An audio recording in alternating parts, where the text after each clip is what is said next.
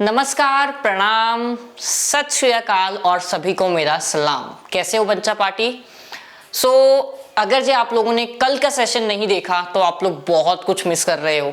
अगर जे आपने कल का सेशन देख लिया तो इसका मतलब जो अभी हमारा चैप्टर चल रहा है सॉल्यूशंस, आपका क्लियर है। अभी इस वीडियो को शुरू करने से पहले सबसे पहले कल का सेशन जाके देखिए, जहां पे हम लोगों ने एक्सपेरिमेंटली हर एक टाइप ऑफ सॉल्यूशन को देखा था।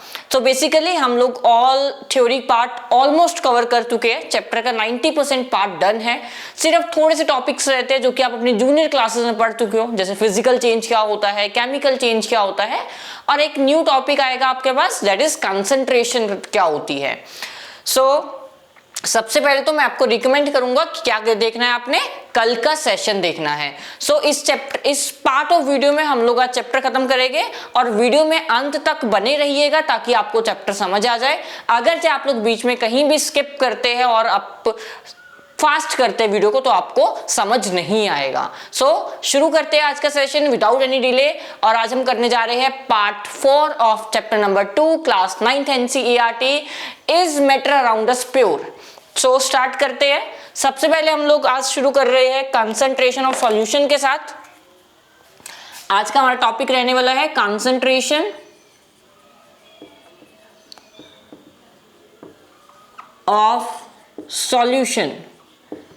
कंसंट्रेशन क्या होती है, सबसे पहले हम लोग डेफिनेशन लिखेंगे। The amount of solute present in the amount of solute present in a given solution is its concentration। ठीक है, एक सॉल्यूशन के अंदर कितना अमाउंट ऑफ सॉल्यूट प्रेजेंट है, जब आप उस चीज को कैलकुलेट करते हो उसको हम लोग कहते हैं concentration. On this basis, concentration के बेसिस पे दो तरह के सॉल्यूशन देखे जाते हैं इन द केमिस्ट्री। सबसे पहला जो सॉल्यूशन होता है वो आपका होता है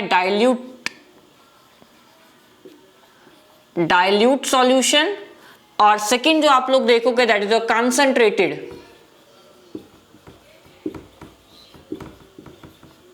ठीक है, सबसे पहले है डाइल्यूट सॉल्यूशन और दूसरा है कंसंट्रेटेड सॉल्यूशन। डाइल्यूट सॉल्यूशन क्या होता है, when the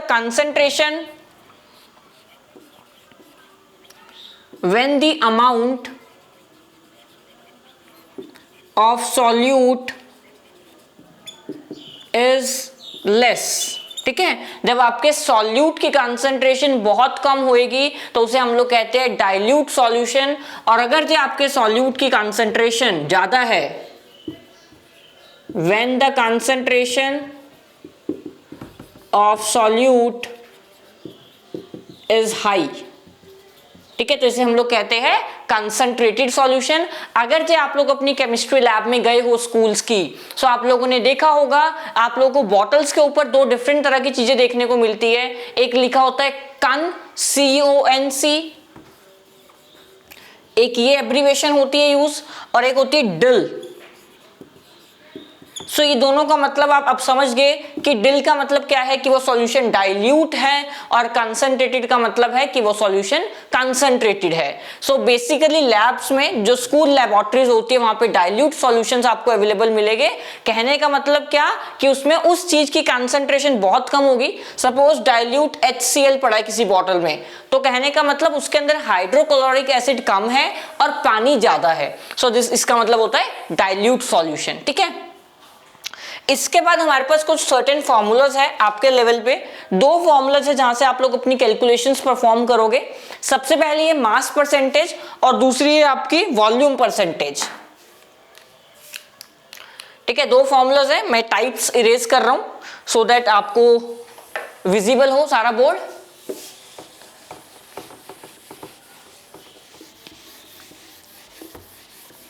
ओके, सबसे पहले आपके पास है मास परसेंटेज और सेकंड आपके पास है वॉल्यूम परसेंटेज। नाम से पता चल रहा है कि आप मास के बेसिस पे कंसंट्रेशन कैलकुलेट करने जाओगे और यहाँ पे आप वॉल्यूम के बेसिस पे करोगे। फॉर्मूला बहुत इजी है, बहुत ज्यादा इजी है, ठीक है। मजाक है ये फॉर्मूला, एक्चुअली में केमिस्ट्री के ये मजाक वाले फॉर्मूला होते हैं, ठीक है। सो क्या होता है, सबसे पहले मास परसेंटेज का formula, mass of solute upon mass of solution. Make sure जो भी आप मास लोगे दोनों के मासेस सेम यूनिट में होने चाहिए। मतलब अगर जो सॉल्यूशन आपको केजी में दे रखा है तो सॉल्वेंट भी या सॉल्यूट भी आपको केजी में ही लेना पड़ेगा। अगर जो एक चीज ग्राम में है दूसरी चीज आप केजी में ले रहे हो तो आपकी यूनिट्स गलत हो जाएगी और पूरा आंसर गलत हो जाएगा। अब क्योंकि साथ में परसेंटेज लगा हुआ है तो हमें किससे मल्टीप्लाई करना पड़ेगा, 100 से मल्टीप्लाई करना पड़ेगा, ठीक है। कहीं भी परसेंटेज दिख जाए तो उसे 100 से मल्टीप्लाई कर दीजिए, बस इतना सा होता है खेल परसेंटेज का। अब इसके बेसिस पे इसे देखकर आप लोग यहां का फॉर्मूला खुद बना सकते हो, हाउएवर मैं आपको बना के दूंगा। सो क्या है यहां का फॉर्मूला, क्या बनेगा, वॉल्यूम ऑफ सॉल्यूट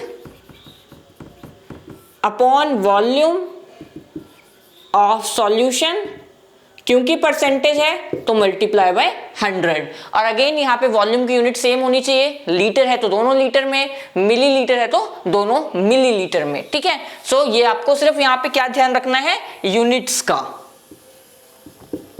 अगर जो आपके यूनिट्स सही है तो आपका क्वेश्चन पूरा बिल्कुल सही होगा, ठीक है। So that's all about the concentration of solution. इसके बाद चैप्टर का एक छोटा सा टॉपिक है, that is saturation and unsaturation, ठीक है, और सॉल्युबिलिटी, बस उसके बाद आपका चैप्टर हो जाएगा खत्म। सो स्टार्ट कर रहे हैं नेक्स्ट टॉपिक के साथ, that is saturated and unsaturated solutions.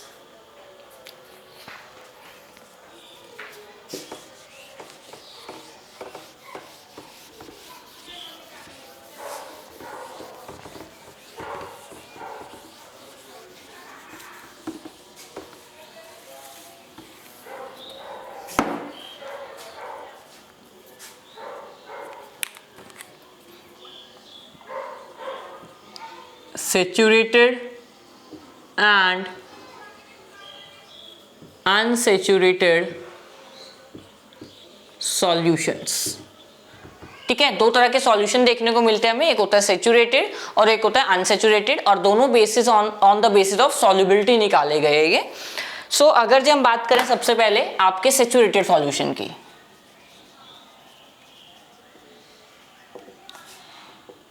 The solution in which no more quantity or amount of solute can be added at same temperature, ठीक है। टेम्परेचर में कोई फर्क नहीं आना चाहिए। अगर जो टेम्परेचर में कुछ भी अप या डाउन आया तो आपकी ये जो टर्म है ये इनवैलिड हो जाएगी, ठीक है। और उसके बाद सेकंड हमने लिखा है अनसैचुरेटेड सॉल्यूशन। आपको समझ आ ही गया होगा क्या होगा unsaturated solution.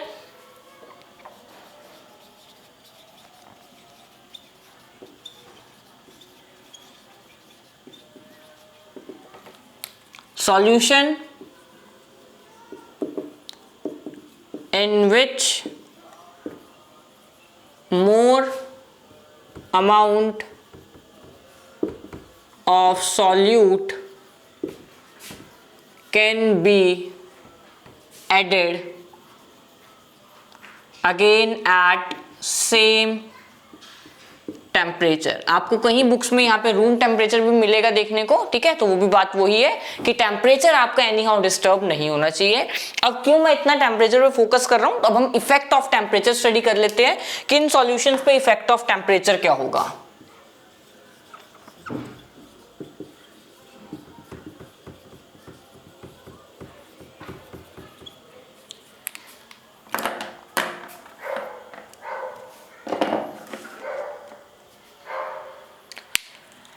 If temperature is increased in case of saturated solution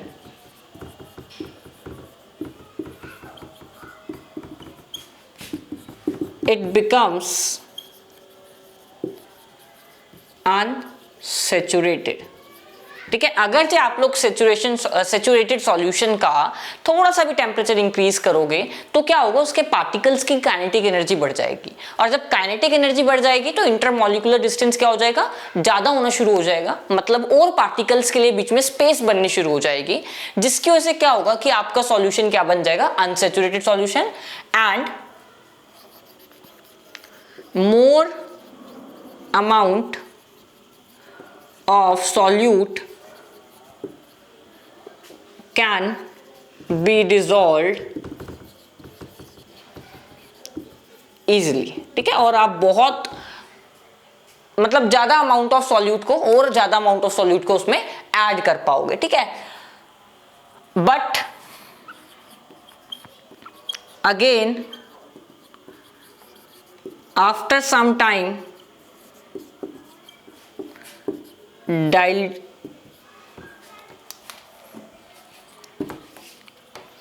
sometime no more solute can be added। This solution is now known as super saturated solution.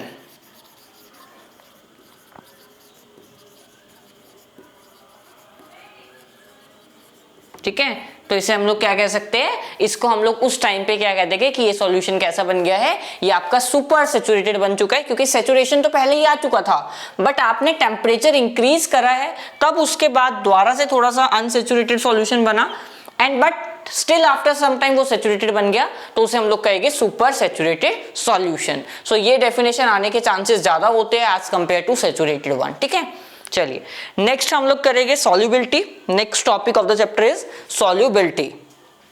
क्या होता है सॉल्युबिलिटी, हम चैप्टर में स्टार्टिंग से पढ़ते आ रहे हैं कि ये चीज इसमें सॉल्युबल हो जाएगी, ये चीज इसमें मिक्स हो जाएगी। तो क्या समझते हैं हम लोग वर्ड सॉल्युबल या सॉल्युबिलिटी से, लेट्स अंडरस्टैंड दैट नाउ। सो क्या समझते हैं वैसे आप लोग सॉल्युबिलिटी से, मतलब किसी चीज में, किसी चीज की ए में बी की घुलने की क्षमता, है ना, कि कोई चीज किसी चीज के अंदर कितना घुल सकती है। बस हमने इसे इंग्लिश की लैंग्वेज में लिखना है कि इंग्लिश में कैसे रिप्रेजेंट करेंगे हम इसे, that is simple solubility.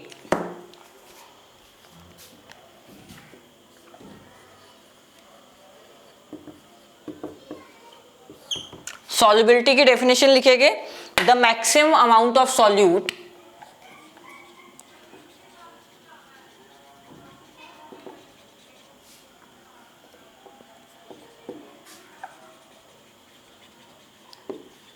of solute that can be added to 100 gram of solvent, 100 gram of solvent at specific temperature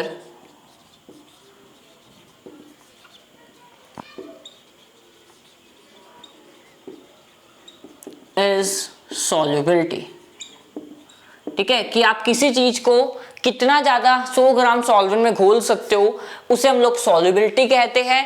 again यहाँ पे इंपॉर्टेंट जो रहेगा आपका फैक्टर वो रहेगा टेम्परेचर, क्योंकि अगर जब आप टेम्परेचर बढ़ाते रहोगे तो सॉल्युबिलिटी की पावर इंक्रीज होती रहेगी, ज्यादा से ज्यादा सब्सटेंस आपका क्या होता रहेगा, सॉल्युबल होता रहेगा। ठीक है, this is all about your solubility.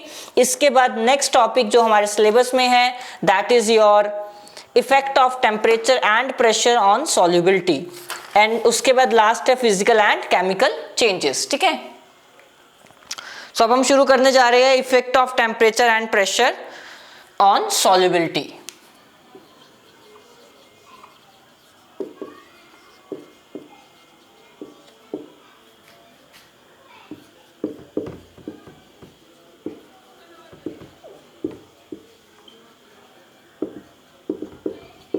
ठीक है, सबसे पहले हम लिखेंगे, अगर जब हम बात करें सॉल्युबिलिटी ऑफ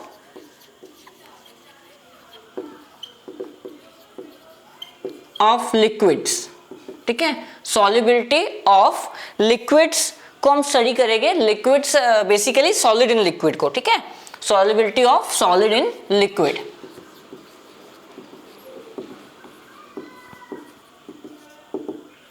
सो यहां पे क्या होगा, solubility is directly proportional to temperature, ठीक है, टेम्परेचर के साथ साथ तो आपकी क्या होगी, सॉल्युबिलिटी बढ़ेगी, बट प्रेशर के साथ क्या होता है, it is unaffected, no effect of pressure is seen, ठीक है, प्रेशर का यहां पे कोई भी पॉजिटिव या नेगेटिव टाइप ऑफ इंपैक्ट नहीं देखा जाता, तो ये इंपॉर्टेंट होते हैं, ठीक है, जहां पे नो इफेक्ट आ जाए ना, ये इंपॉर्टेंट होती है चीजें कि यहाँ पे प्रेशर का क्या इंपैक्ट होता है। टीचर्स भी डायरेक्टली पूछती है कि हम एक सॉलिड को लिक्विड मिक्स कर रहे थे और हमने प्रेशर अप्लाई कर दिया इमीडिएटली, तो क्या होगा, कुछ भी चेंज नहीं आएगा, आपको घुमा दिया बस टीचर ने और कुछ नहीं किया और आप पागल बन गए यहाँ पे, ठीक है, ये आपकी ट्रिक्स होती है हाउ टू कंफ्यूज स्टूडेंट, ठीक है। ओके, नेक्स्ट इज हम पढ़ेंगे सॉल्युबिलिटी ऑफ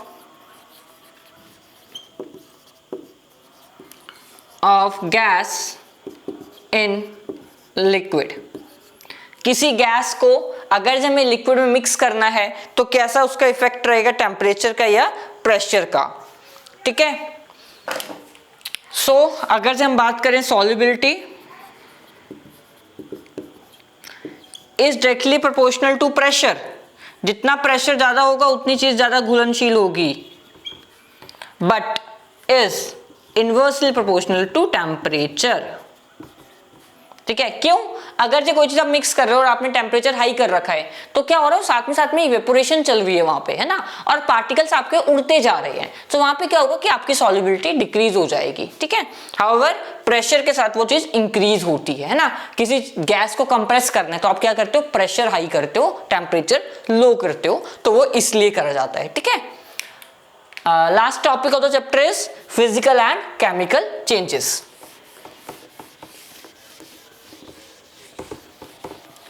फिजिकल चेंजेस आपको पता होगा, फिजिकल चेंजेस मतलब कैसे चेंजेस होते हैं, जहां पे कोई न्यू सब्सटेंस फॉर्मेशन नहीं होती, प्रॉपर्टी सारी सेम रहती है ना, तो ये होता है फिजिकल चेंज। अगर जब टिपिकल डेफिनेशन की बात करें तो क्या होता है, change in which no new substance is formed. Okay,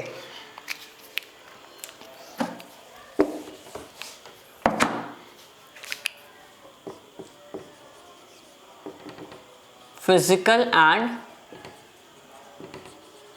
chemical change. सबसे पहले फिजिकल की बात करेंगे।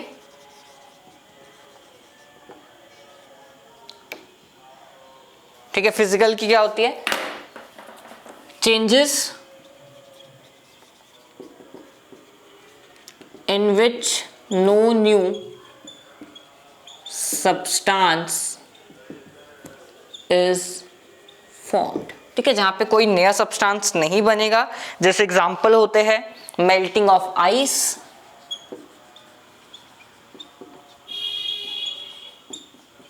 melting of ice is a physical change, then glowing of bulb etc, ठीक है। अगर जब हम केमिकल की बात करें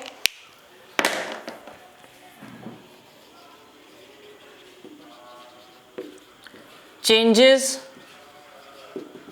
in which new substance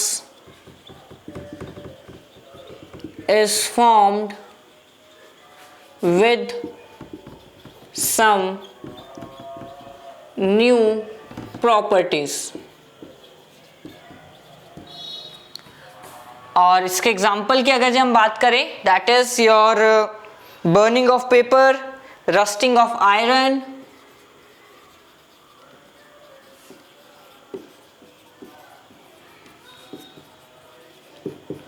rusting of iron हो सकता है। उसके अलावा क्या हो सकता है, राइपनिंग ऑफ फ्रूट्स होता है,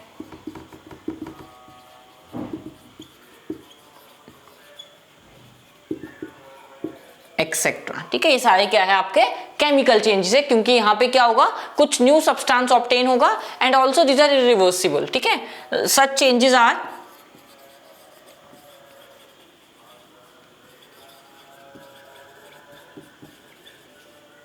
इरिवर्सिबल।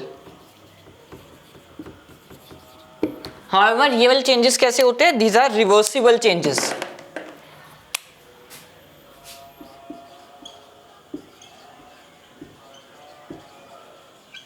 ठीक है, कैसे होते हैं, रिवर्सिबल होते हैं। So this is all about your chapter number 2 of chemistry class 9th, is matter around us pure. हमने एक्सपेरिमेंट भी करके प्रूव कर चुके हैं। अगर जो आप लोगों ने वो वीडियो मिस की है, again and again I am saying वो वीडियो मिस मत करना, वो बहुत इंपॉर्टेंट वीडियो है। ठीक है, so thank you.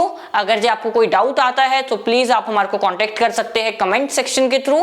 Also guys we are available for offline tuition services, यहाँ पे हम आपको बहुत सारे मॉक टेस्ट कराते हैं, बहुत सारी टाइप्स ऑफ इवैल्यूएशन कराते हैं, ताकि आपका स्कोर एकदम अपलिफ्ट हो जाए। Thank you and good bye.